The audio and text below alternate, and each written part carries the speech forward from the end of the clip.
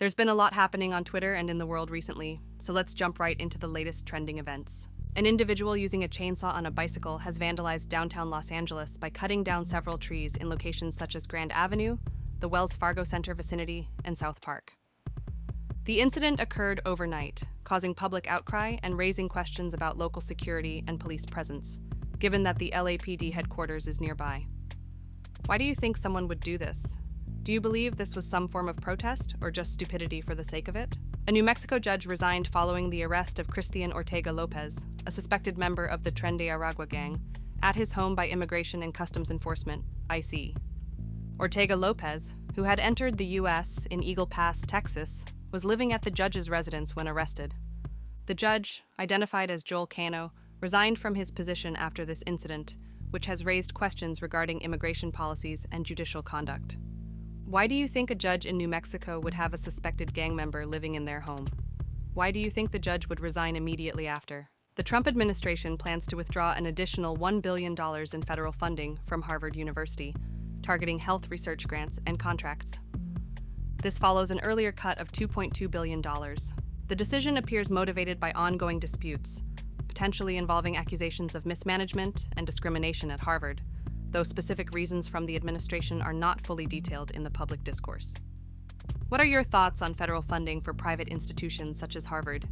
Should the federal government continue to subsidize them with significant endowments available for their use? Recent social media posts by Elon Musk and others have sparked a discussion around government accountability and transparency in spending. Musk highlighted concerns over billions in government expenditure without proper documentation, suggesting potential corruption. Public reactions on social media are varied, with many expressing frustration and demanding accountability, though no formal investigations or charges have been publicly confirmed by official bodies. Do you think these findings are over-exaggerated like the previous ones that Elon and his team have found? Do you think the politicians indicated received the levels of money that is shown? The announcement of a new Sith Lord with an unconventional lightsaber in the upcoming Star Wars Visions Volume 3 short The Duel Payback has divided fans. Some fans are thrilled by the innovative design, appreciating the creative freedom taken with the franchise. However, a significant number of fans have criticized this departure from traditional Star Wars lore, leading to a broader debate about creativity versus canon within the fandom. This split has sparked discussions on the nature of fan reactions to new content, with many expressing disappointment over the negative reception to what they perceive as exciting and fresh additions to the Star Wars universe. How do you feel about the recent changes to the Star Wars franchise?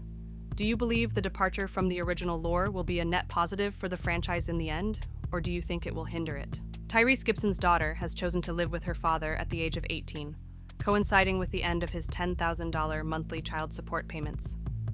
This situation has sparked discussions about the legalities of child support, with many noting that payments typically cease when a child turns 18.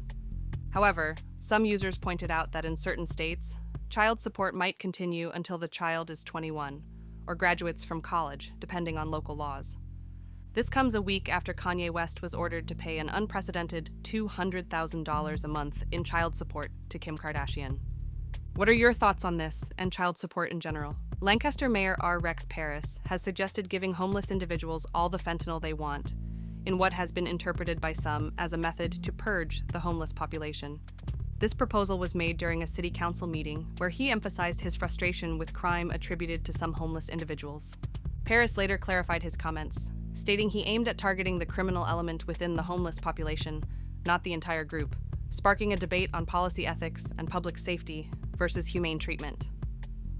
What are your thoughts on this type of action?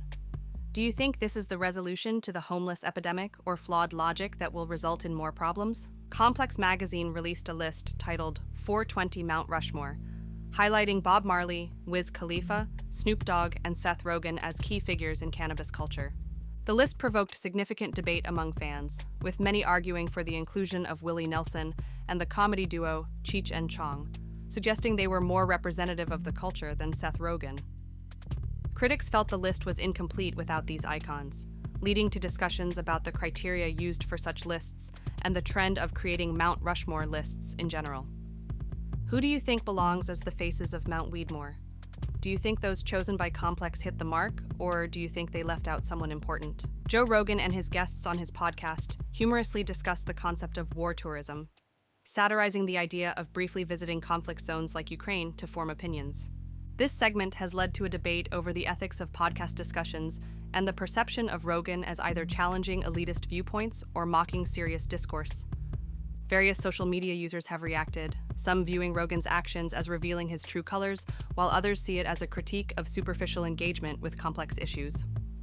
What do you think about war tourism as expressed by Joe Rogan? Let us know your thoughts in the comments. Don't forget to like and subscribe for more trending events.